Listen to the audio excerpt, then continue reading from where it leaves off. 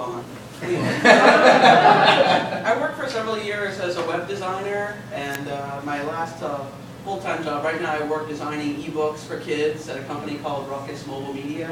Prior to that I was working at Nickelodeon as a web designer for their marketing department, and it was a lot of fun getting to work with brands like SpongeBob and Rugrats and things like that, but it wasn't really where my passion was. And so every Wednesday I would follow my passion and some coworkers to Midtown Comics, and we would look at all the comics because every Wednesday the new titles would come out.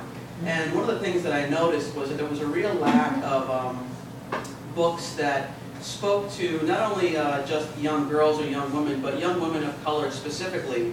And it was something that I really wanted to address. So I started working on a story all the way back in 2010 called Malice in Ovenland, and it's all about this young girl who gets sucked into her oven while she's doing her chores. And it's kind of a very indirect and roundabout way that talks about the values of eating healthfully, and how that can benefit you in a multitude of different ways. So I actually began drawing or penciling, and I chose the old, original methods of using non-repro glue, which is a blue pencil that won't show up when you're photocopying it or scanning it, and it's also easy to take out when you're manipulating it. And we can pass it around. Hold them up. Oh, sure. Yeah, I think. Did everyone see it? Can you raise You it can up? actually pass it around. It's okay. Thank you. It's a little cumbersome.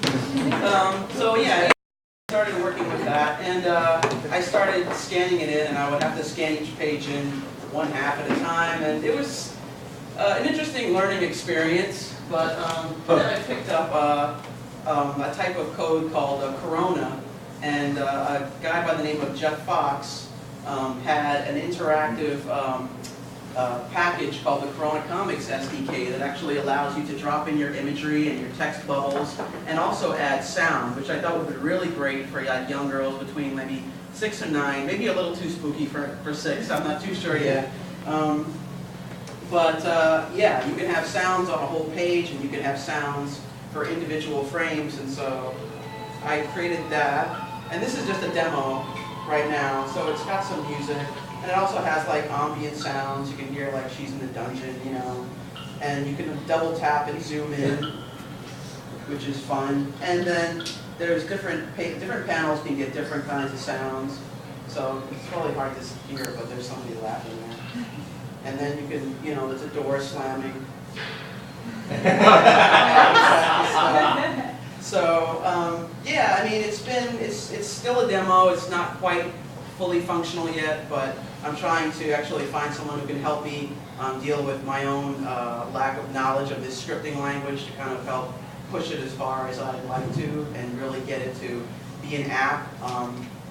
Right now it's a little bit tricky. Actually play around because iTunes is getting a lot more picky about what they consider to be an app and what they consider to be an iBook.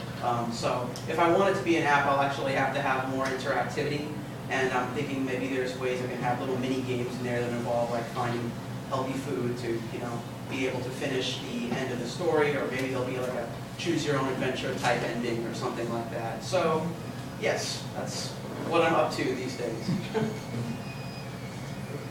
So what will it take to bring this to market? You need help with the code, and then you need someone to help you Really all I need is help with the code, because once I do a build of the actual app, I can submit it to Apple. And I find that a lot of people were telling me, because I was at this independent Comic-Con this past couple of weekends ago, that you really have to kind of explicitly say what your app does. They seem to be real sticklers about that. You have to make sure that your app does what you say it's going to do, and not kind of trump it up as something it isn't. And yeah, I mean, that's really what needs to happen. So once you've created the app, so every time you have a new storyline or new comic book, it just gets the app gets upgraded, or in this case, it's a fully contained story. For that particular app? Yes, for this particular app. I'm playing with the idea also of maybe making a lighter version available for online, because I was at the convention and these women with their kids would come by and say, I don't have an iPad, you know, so it's something that we kind of have to think about, you know, trying to kind of reach as many people as possible. And it's obviously it's going to work on an iPhone, except it's going to be tiny. Yeah, it should be able to, although I don't know, I might have to tweak the word bubbles so they could be more visible.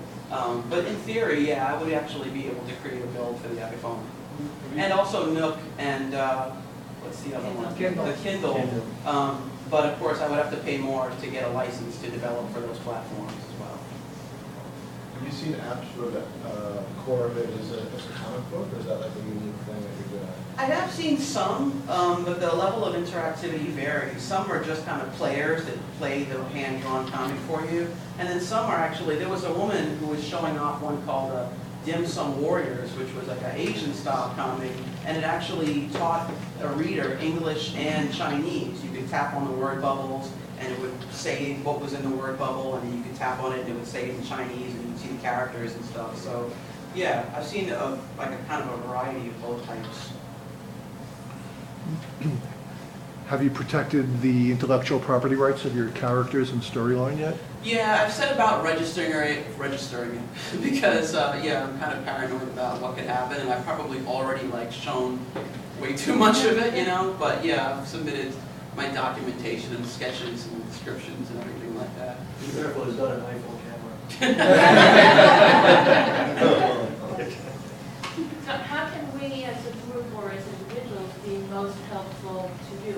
You're looking for introduction to people who can help you with the code and the next step. I don't know, I suppose when it's done, maybe just getting the word out. I'm part of a community where I have access to people who specialize in this particular type of code, who I'm pretty sure could help me for a price probably, but you know, whatever. So yeah, I suppose when it's done, I'm not really actually sure how people could. I just kind of figure if I showed it, I don't know, if someone thinks that they could be of assist, maybe I can get someone to test it with their kids, you know, or have their kids play with it, try to break it, you know, see what happens when, you know, too many panels are pushed at once or something like that. So yeah, be something like that. How does one market this kind of product?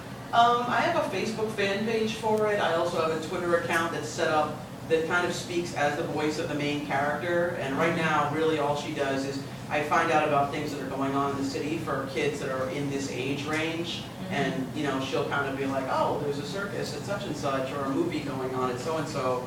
And I mean, I wanted to even have more Twitter accounts for different characters and have them like get into arguments and things like that. But I haven't gotten quite that far yet because I've been kind of busy. But yeah, I just kind of use social media, word of mouth. It's a really great way to kind of get the word out there, you know, and get people talking about it. Very cool. All right, well, that was awesome. Wait, one more thing. I was going to ask, at some point, would there be a need for expansion financing or something along those lines? Yeah, I've thought about actually looking to things like Kickstarter to see if I could push for funding, just because I don't, with all like the cross-hatching and all the time it takes for me to do these panels, I don't know when I'm going to get another huge chunk of time to kind of work on it. So yeah, I'm thinking of ways that I can offset, maybe find somebody who can do like the simple production, graphics production, stuff like that, that I already know how to do, but it kind of takes up time. Are you freelance now, or? Right now, I'm working freelance, but I'm full-time, so I split my time between Ruckus, doing ebooks for them, and I still design for Nick Jr. sometimes. Oh, okay. Oh, very cool. Thank you very much.